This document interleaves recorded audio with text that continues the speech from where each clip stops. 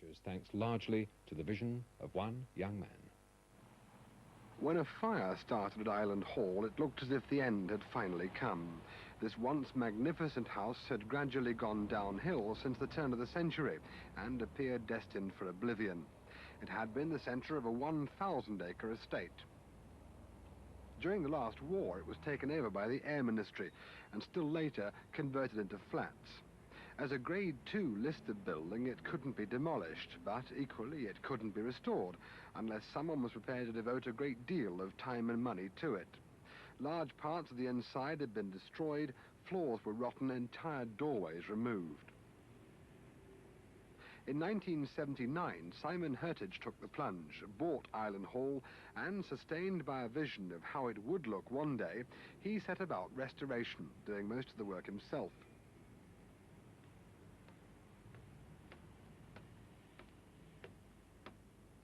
Three years on, and the vision has become reality. What was once a ruin has been transformed, and without film or pictures to prove it, you'd never believe that Island Hall had ever been neglected or derelict.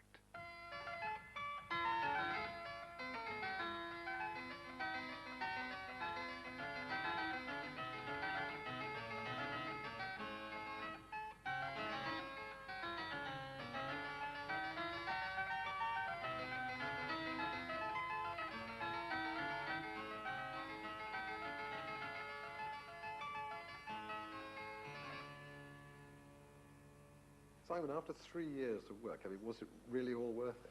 Oh yes, I think so, definitely. Now that we can actually sit back and enjoy the house, then I feel that all the work that we put into it has been worthwhile.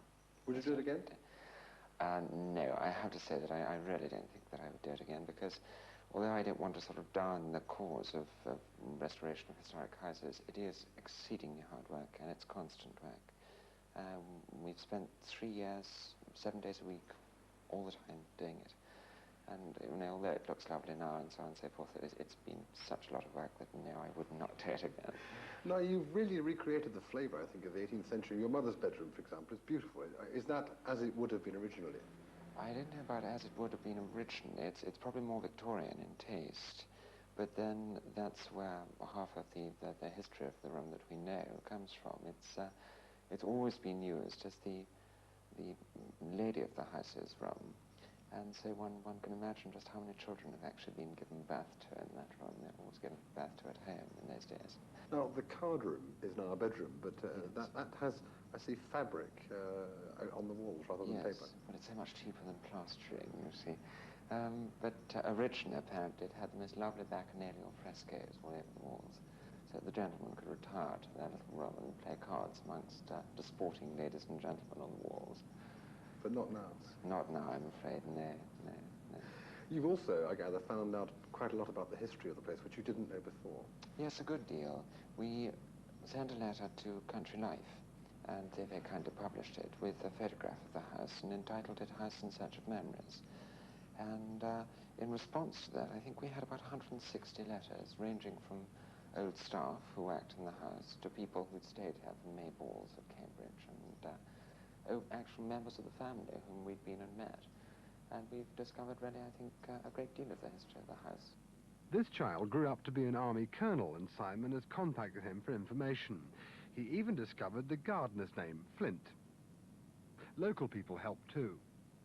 If ever you work out on the front here by the railings, then you have to give 20 minutes of every hour to talking to the local people as they go by, because they all want to tell you their little bit of history that they know about the house or their story.